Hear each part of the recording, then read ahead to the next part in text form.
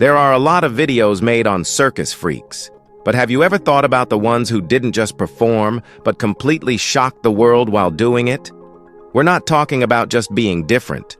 These performers turned heads and left crowds questioning what they had just seen. Some were born with conditions no one could explain, while others made them that way to survive, to stand out, or to sell tickets. In this video, we're going to look at the 15 freak show performers who didn't just entertain, but changed what people thought was even possible. Number 15. Rebecca Lyon. Rebecca, aka Rebecca Wertgate or Westgate, was known as Barnum's bearded lady. She died at 53, with almost nothing documented beyond a newspaper note about her passing. Her act, like others labeled bearded ladies, was built around something she may have once tried to hide. Early advertisements mentioned doctors who failed to stop her hair growth. It's possible she spent years trying to change herself before deciding to use it instead. What little exists suggests she may have found a strange kind of freedom in the spotlight, not just being seen, but being paid to be seen. Her story lacks fanfare or dramatic ending, just a name on an old bill, a passing headline. Still, it's worth hoping she found a community, maybe other women like Annie Jones who shared the same stage, the same stairs. Maybe she stopped apologizing. Maybe the stage gave her room to stand as she was. No questions, no shame, and no cure needed. Number 14. Clarence Willard. Clarence could stretch himself 7.5 inches taller on command. He was born in 1882 and claimed to grow from 5 feet 9 to over 6 feet 4 in seconds. He wasn't using springs or tricks, just years of physical training. He'd straighten his spine, extend his neck, and shift his posture with incredible control. In 1913, he walked into the U.S. Embassy in London and shocked clerks by growing before their eyes. But he got his passport. Willard worked with Barnum and Bailey, later toured vaudeville stages, and became a hit at Ripley's auditoriums and World's Fairs. During shows, he'd call up a taller volunteer, stand beside them, then slowly rise until he looked down at them. Scientists studied him in 1927, took X-rays, and found no devices, just extreme spinal flexibility. He called it muscle control, not magic. Off stage, he was mild and clever. On stage, he was something else entirely. He died in 1962, having grown his act into legend. Number 13. Ezekiel Eids. Ezekiel was born in Athens with no ears, not even openings where ears should have been. But despite that, he could hear through his mouth. When spoken to, he'd open his jaw and respond clearly, like the sound bypassed everything else. He never joined a circus, but his story made headlines in 1892. He also had a strange patchwork of hair, black with white shapes, ears, hands, feet, formed naturally in his scalp. These didn't take full shape until he was about 15. When he died in 1884 at age 65, he left behind 2 sons. One had pitch black hair, the other, just 13, had hair as gray as a 70-year-old's.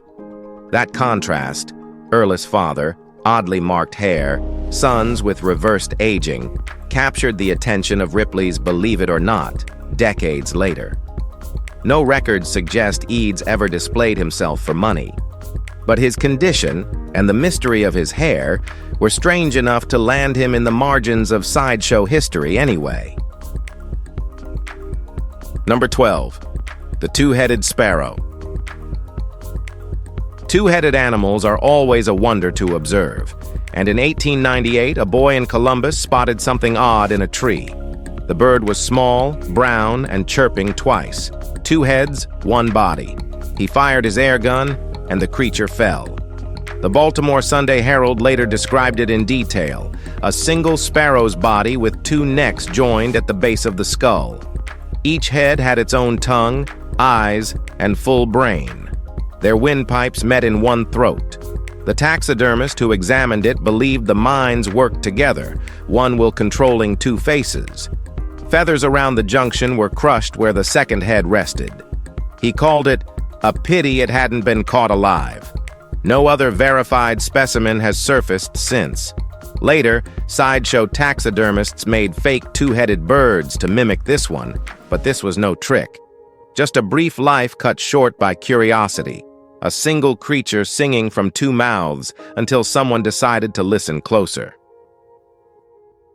Number 11. Angus Macascal. Angus stood 7 feet 10 inches tall, weighed around 580 pounds, and wore shoes nearly 19 inches long. Born in 1825 on Berneray in Scotland's Outer Hebrides, he moved to Nova Scotia as a child, settling in Cape Breton. Unlike most giants, Angus had no disorder. His proportions were natural. He was broad-shouldered, nearly a foot across the palm, with deep blue eyes and a soft, musical voice. Neighbors called him Big Boy. Others knew him as the Cape Breton Giant. He could lift a 2,800-pound anchor, carry 300-pound barrels under each arm, and raise a horse over a 4-foot fence. In 1849, he joined P.T. Barnum and performed with Tom Thumb. Queen Victoria invited him to Windsor, praising him as the tallest and strongest man to enter the palace. After touring Europe and North America, he retired to Englishtown, opened a store, and died quietly in 1863. His strength was real, but it was his kindness that people remembered most. Number 10. Daniel Lambert. Daniel Lambert wasn't just big, he was sharp, proud, and tired of being a curiosity.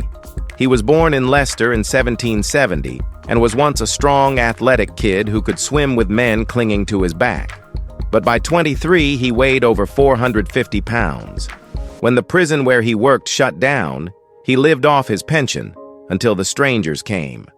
One pretended to talk cockfighting just to get a look. Lambert snapped, "Tell him I'm a shy cock."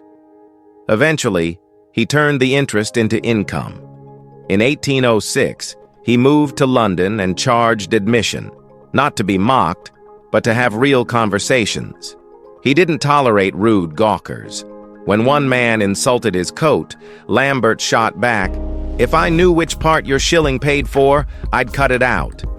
He died in 1809 at 39. His coffin needed wheels. A wax figure of him toured the U.S. before it melted in Barnum's museum fire. Even in death, people still looked. All right now, let's move to Number 9. Shredar Chilal. Shredar Chilal started growing his fingernails at age 14. By the time he cut them in 2018, they measured 29 feet, 10.1 inches. For 66 years, Chilal let the nails on his left hand grow uninterrupted. The weight pulled on his tendons, twisted his fingers, and made everyday life a puzzle. He couldn't sleep well, couldn't type, and needed custom tools to take photos as a professional photographer in Pune, India. It all began after a teacher scolded him for breaking a nail. The teacher claimed he didn't understand discipline. Chilal took it personally and turned it into a lifelong commitment. His nails are now on display at Ripley's Believe It or Not in Times Square. The thick, curled keratin almost looks reptilian, impossible to ignore. He's now in his 80s, living with his wife, children, and grandchildren. He lived quietly, endured discomfort, and followed through on a challenge most would have given up on in weeks. All because someone dared him. Number 8. Stone Eaters. Stone Eaters have been around longer than most circuses. One of the earliest known cases was a man in Prague around the year 1006 who claimed rocks didn't harm him. In the 1600s, Thomas Gobsill was prescribed pebbles for digestive problems until he walked around with 200 stones clinking inside him. Then came Francis Battaglia. He claimed milk made him sick, but gravel and beer worked just fine. He performed at London's Bartholomew Fair, swallowing handfuls of rocks and passing what looked like sand. His doctor, Bulwer, said he only needed two things: stones and tobacco. But the sideshow world evolved. By the late 1700s, regurgitation became the real trick. Houdini learned from an early circus performer how to swallow and bring back coins on cue. Mac Norton added frogs. The great Waldo tried mice. Stevie Starr, decades later, took the act to TV, swallowing billiard balls, goldfish, and light bulbs. It stopped being about digestion.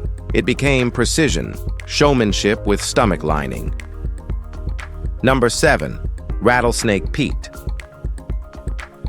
Peter Gruber, known to nearly everyone as Rattlesnake Pete, ran a saloon and reptile museum on Mill Street in Rochester during the early 1900s. He wasn't just a bar owner, he was a collector of the strange.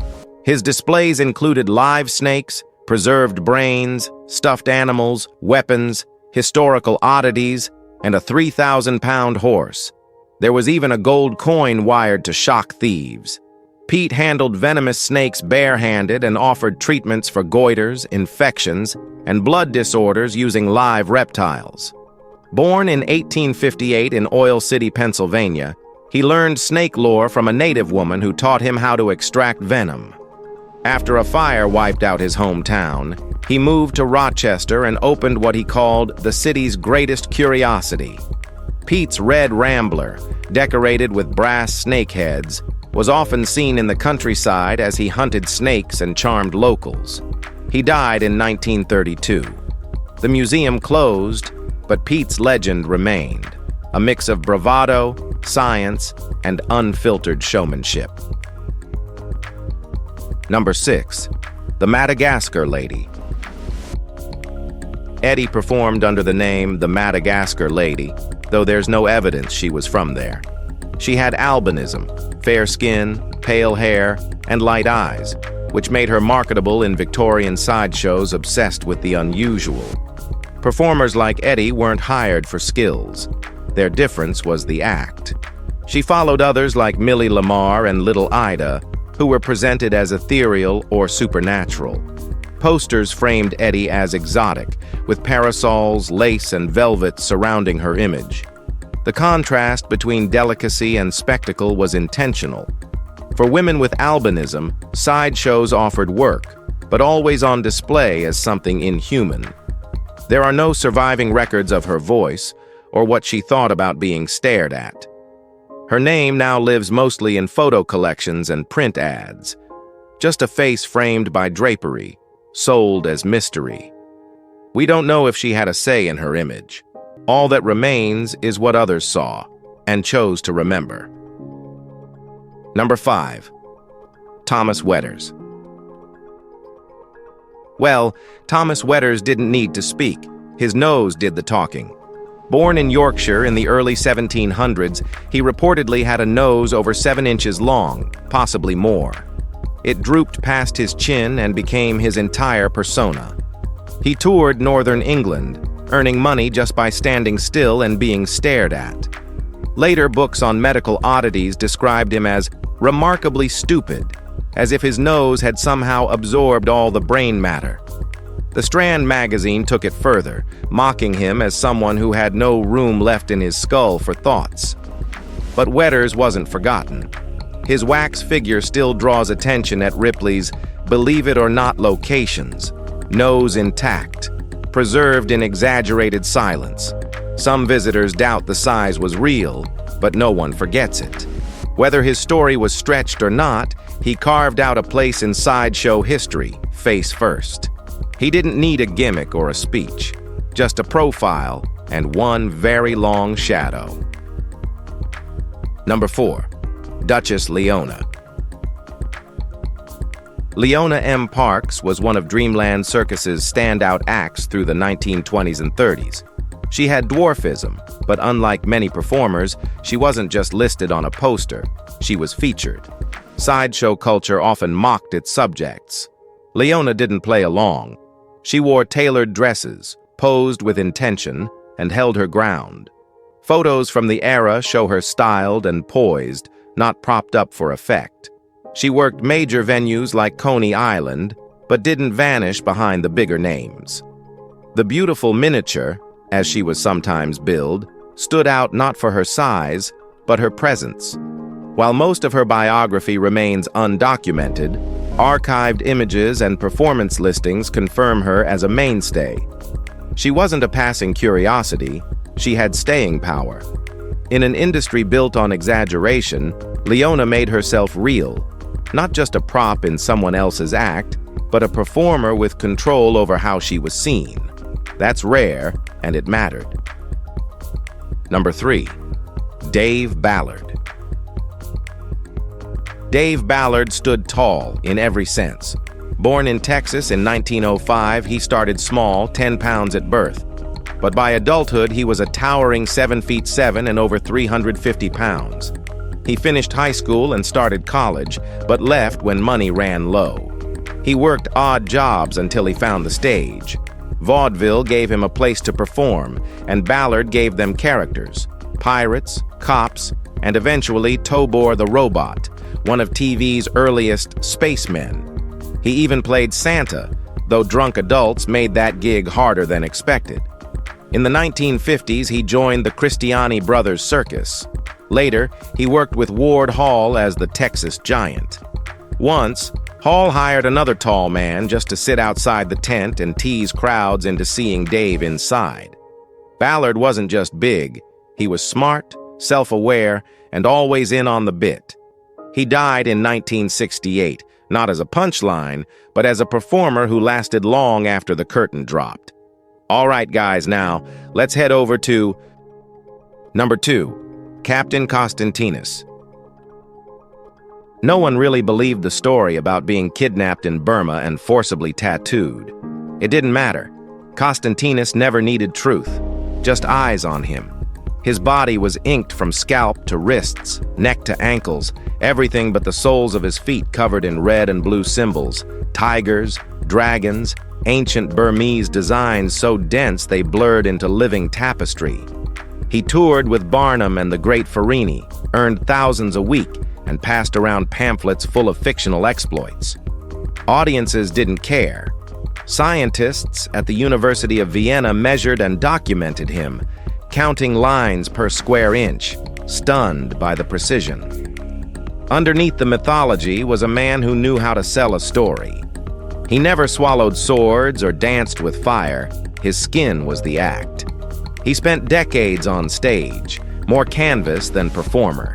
And when he finally disappeared from public life, the ink remained. Some called it a costume. Others saw a legacy. Number 1, Jolly Ema. Jolly Ema didn't need a stage name. The sign above her booth said it all: Happy Fat Lady. One postcard claimed she weighed over 600 pounds. Maybe she did, maybe she didn't. The number wasn't the act, her size was. She sat beside flags, stood near tiny props, anything to exaggerate the scale. People laughed, some out of joy, some out of cruelty. Emma just kept smiling, big, fixed, unreadable. It wasn't a grin you forget. Her life beyond the sideshow barely exists in records. No known birthday, no grave, just grainy photographs and old flyers still floating around antique shops. But in those prints, you can see it. That look that says, "You paid to see me." So here I am, Emma turned visibility into business. In a world that ridiculed fatness in private but celebrated it intense, she carved out space on her own terms. She didn't vanish. She stayed where people had to look and remember. If you've enjoyed this video, be sure to like it, share it, and subscribe for more content like this. Thanks for hanging with us. We'll see you soon.